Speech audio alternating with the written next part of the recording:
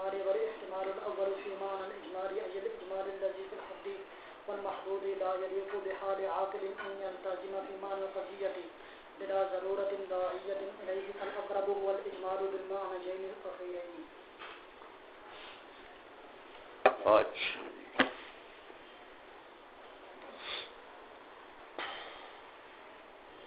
اب جب یہ بات متعین ہو گئی کہ میر باقر داماد رحمۃ اللہ تعالی علیہ کا جو مذہب ہے متعلق تصدیق میں وہی ماتن کا بھی مختار ہے، تو میر زاہد رحمۃ اللہ تعالی علیہ کا مختار قول بھی معلوم ہو گیا۔ لیکن اب میر زاہد ہروی رحمۃ اللہ تعالی علیہ نے ان کا قول نقل کیا، میر باقر داماد کا، تو میر باقر داماد کے اس قول کو ترجیح دی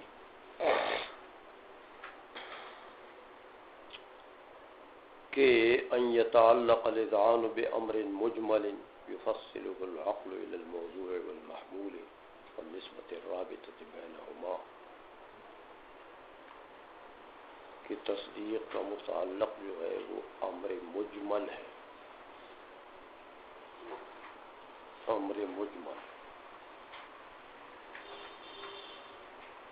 تو میر زاہد کا قول بھی یہی تھا، اس لیے حمداللہ فرماتے ہیں رحمہ اللہ تعالی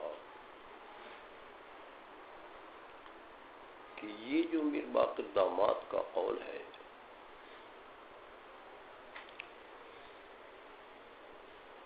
ماتن کا بھی مختار ہوا،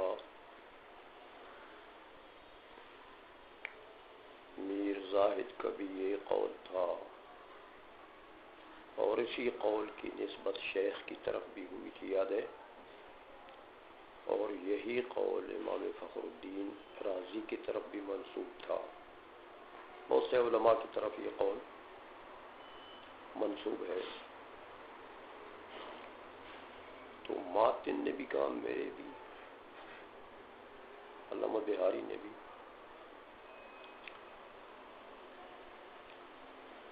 تو فرماتے ہیں کہ سارے لوگ اکٹھے ہو گئے اس قول پر، لیکن یہ جو قول ہے میر باقر داماد کا،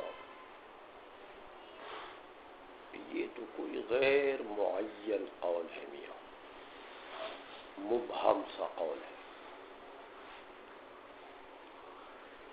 یہ جو عبارت ہے میر باقر داماد کی،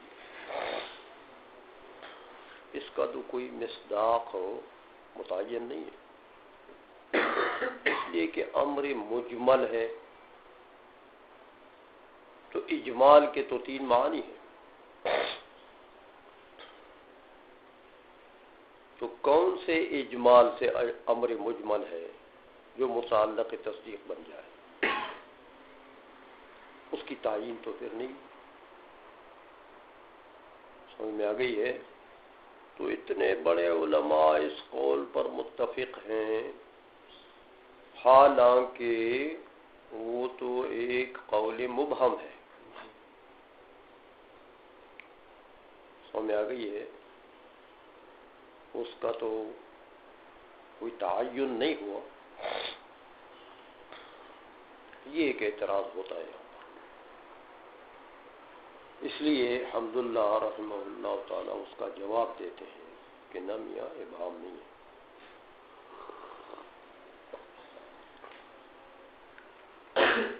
لا یخفا سے غور چلا کے جواب دیتے ہیں کہ ابہام نہیں ہے، اس لیے کہ اجمال کے تین معنی تھے، ایک معنی کو تو نکال دو سر سے، پہلے بھی نکال چکے ہیں۔ اجمال فی الحد والمحدود جو ہے وہ تو آپ کو بتا چکے ہیں کہ وہ تو کوئی عاقل بھی ہاں یہ جرأت نہیں کرے گا کہ یہ قول کر لے کہ بھئی یہ متعلق تصدیق ہے. باقی رہے دو، تو دو میں سے بھی ایک متعین ہے. سمجھ آ گئی ہے؟ قاضی الحمدللہ نے تو کہہ دیا کہ اب اس میں فالاقرب هو الاجمال بالمعنیین الاخیرین، اقرب یہی ہے کہ اجمال متعین ہے بالمعنیین الاخیرین، لیکن اس پر پھر اعتراض ہوتا ہے کہ یہ تو اجمال کے دو معنی ہوئے نا، قبل التفصیل اور بعد التفصیل ہو، تو یہ بھی تو ابہام رہ گیا پھر کہ دونوں میں سے کون سا ہے.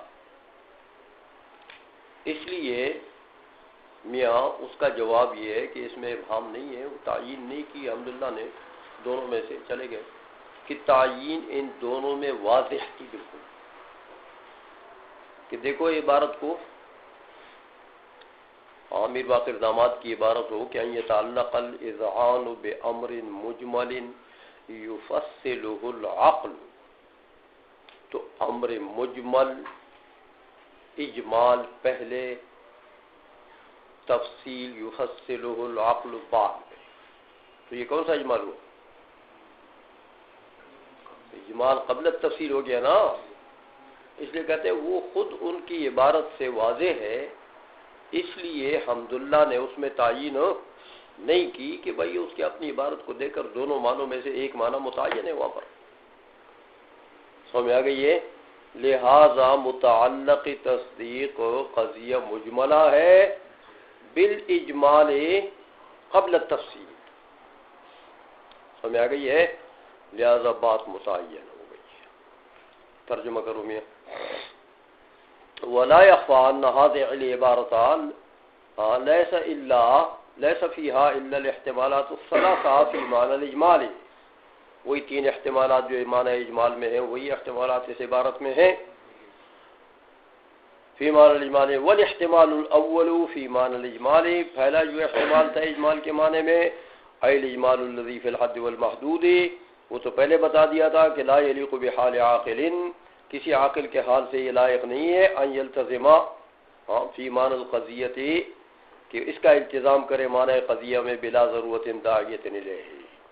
لہذا جب یہ ختم ہو گیا تو فالاقرب هو الاجمال بالمعنیین الاخیرین، اقرب پھر اجمال بالمعنیین الاخیرین رہ گیا، اور معنیین اخیرین پر پھر اعتراض ہوگا کہ یہ تو پھر بہم ہو گیا. اس کا جواب وہ یہ کہ میر باقر کی اپنی عبارت سے اس میں تعیین ظاہر ہے. متن تھوڑا سا چلتے ہیں. بس کرو بھیا بس کرو.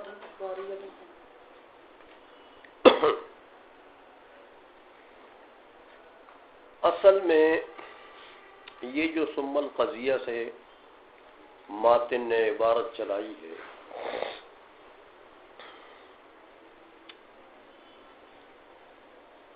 تو اس کے لیے کچھ تمہیدات ہیں میاں. سمجھ میں آ گئی ہے؟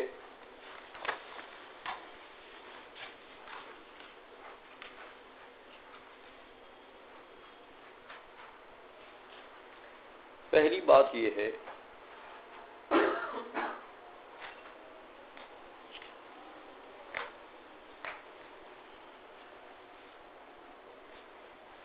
کہ وجود جو ہے، وجود اس کی دو قسمیں ہیں.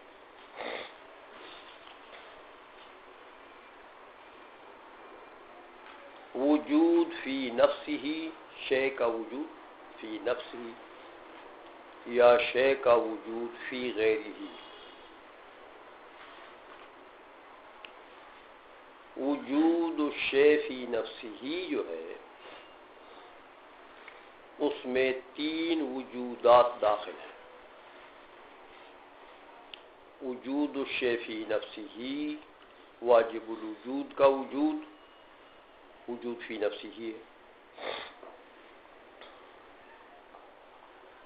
ممکن کی دونوں قسمیں، جوہر اور عرض ہر ایک کا وجود فی نفسی ہی ہے، لیکن اعراض منضمہ مراد ہے۔ ہمیں آ گئی ہے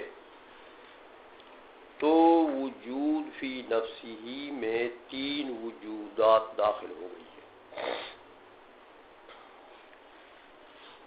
واجب الوجود کا وجود فی نفسی ہی، جواہر کا وجود فی نفسی ہی، اعراض منضمہ کا وجود فی نفسی ہی، اور وجود فی غیرہ ہی میں اعتباریات اور نسب، یہ نسبتیں، یہ وجود فی غیرہ ہی میں داخل ہے، ان کا وجود فی غیرہ ہی ہے۔ اعتباریات اصطلاح ہے مناطق کی، ان کو وجود فی غیرہ ہی کہتے ہیں۔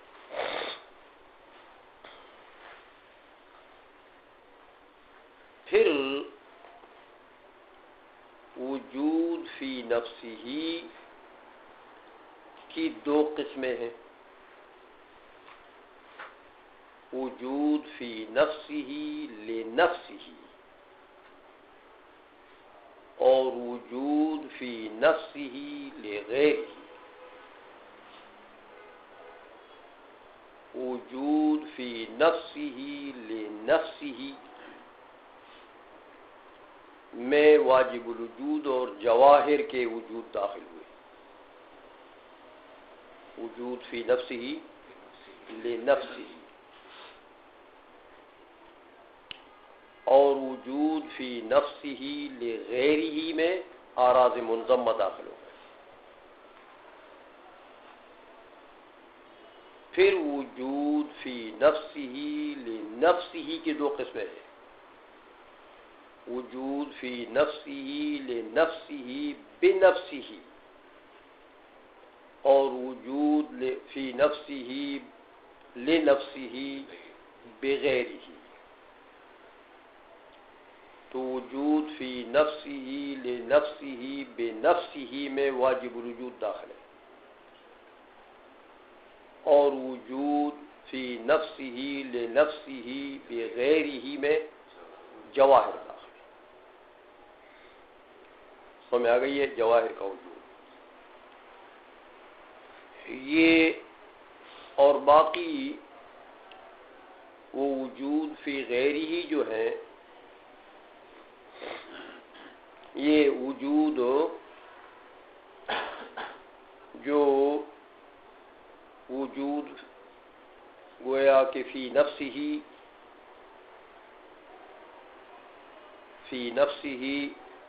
لنفسی ہی بغیرہ ہی جواہر چلے گئے، تو وجود فی نفسی ہی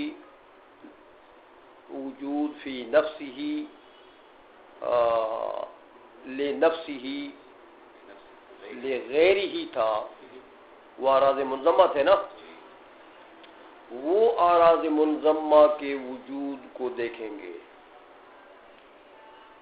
کہ میاں اعراض منضمہ کا ثبوت ہوتا ہے نا معروض کے لیے، جیسے علم کا ثبوت ہوتا ہے عالم کے لیے۔ تو جس وقت اعراض منضمہ کا ثبوت ہو معروض کے لیے، اس کے ساتھ من حیث انہا اعراض منضمۃ، یہ حیثیت اس کے ساتھ معتبر ہے یا حیثیت معتبر نہیں۔ ہمیں آ گئی ہے، اگر یہ حیثیت معتبر ہے تو میاں اس کو وجود رابطی بمعنی ثانی کہتے ہیں۔ اعراض منضمہ کا جو وجود ہے، اس کا جب ثبوت ہو اپنے معروض کے لیے، تو اس میں اگر حیثیت معتبر ہے کہ من حیث انہا اعراض منضمۃ لہذا المعروض،